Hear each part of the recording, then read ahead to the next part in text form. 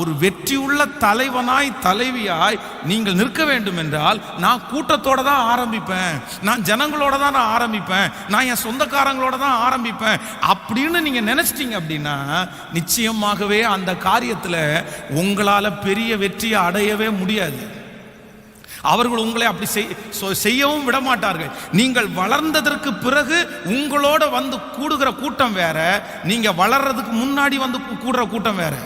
நீங்க வளர்றதுக்கு முன்னாடி ஆட்களோட தான் இருக்கணும், நான் தனிமையில செய்ய மாட்டேன் அப்படின்னு சொன்னா அந்த ஜனங்கள் உங்களை எப்படி வேணுமாலும் டைவர்ட் பண்றதுக்கு நிறைய வாய்ப்பு இருக்குது.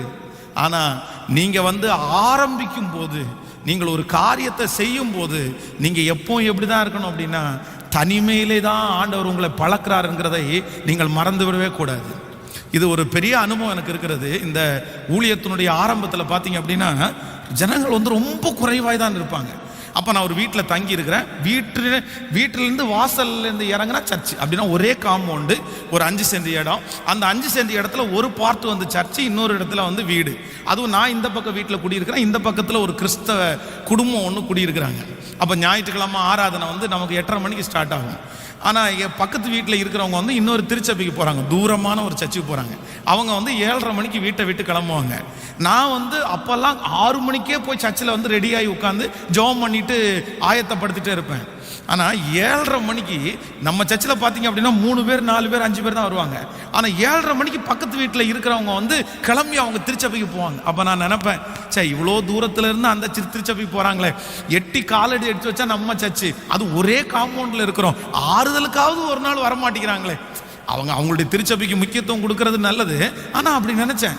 அப்போ ஆண்டவர் வந்து ஆரம்பத்திலே என்னை எந்த பாதையில் நடத்தினார் அப்படின்னு சொன்னா தனிமையான பாதையில தான் நடத்தினாரு.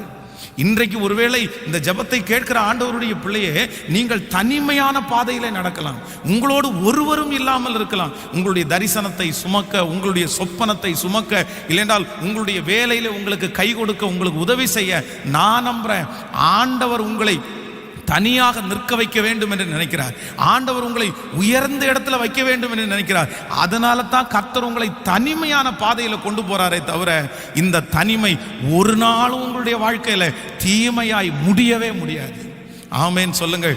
நீங்கள் பரிசுத்தவான்களுடைய வாழ்க்கையை எடுத்து வாசிப்பீர்களே ஆனாலும் அவர்களையும் கர்த்தர் எப்படி நடத்தினார் அப்படின்னா, அவங்க கூட்டத்தில் அத்தனை பேர் இருந்தாலும் கர்த்தர் அவர்களை மட்டும் தனியாக கர்த்தரவனை நடத்தினார். யாருமே அவங்களோட வந்து சேர மாட்டாங்க, யாருமே அவங்களுக்கு பிரியமா இருக்க மாட்டாங்க, இவங்க சொல்றது யாருக்குமே பிடிக்காது, அவங்க இவங்களுக்கு விரோதியா இருப்பார்கள். ஒரு வீட்டில் ஒருத்தன் தனிமைப்படுத்தப்படுறான் அப்படின்னா, ஒரு ஆபீஸ்ல ஒருத்தன் தனிமைப்படுத்தப்படுறான் அப்படின்னா, ஒரு குடும்பத்துக்குள்ள ஒருத்தன் தனிமைப்படுத்தப்படுறான்னா நான் நம்புறேன் கர்த்தர் அவனை கொண்டு அங்கே ஏதோ ஒன்றை செய்ய போகிறார். அதற்காகத்தான் அந்த சூழ்நிலையை கர்த்தர் அனுமதிக்கிறாரே தவிர வேறு ஒன்றும் இல்லை, வேறு ஒன்றும் இல்லை. ஸோ எல்லாருமே எதற்காக பழகி கொள்ளணும்னா, தனிமையில் ஆரம்பத்தில் நீங்கள் தனிமையில் நின்று அப்படியே பழகணும், தனிமையில் நீங்கள் ஜெயிச்சு பழகணும், தனிமையில் நீங்கள் போராடி பழகணும், தனிமையில் ஒரு மனுஷனிடத்தில் பேசி பழகணும். அதுதான் உங்களை வெற்றியுள்ள தலைவனாய் மாற்ற முடியுமே தவிர, இல்லை என்றால் நீங்கள் கூட்டத்தோடு இருக்கும்போது அது எப்போ நம்முடைய வாழ்க்கைக்கு வெற்றியை கொண்டு வராது.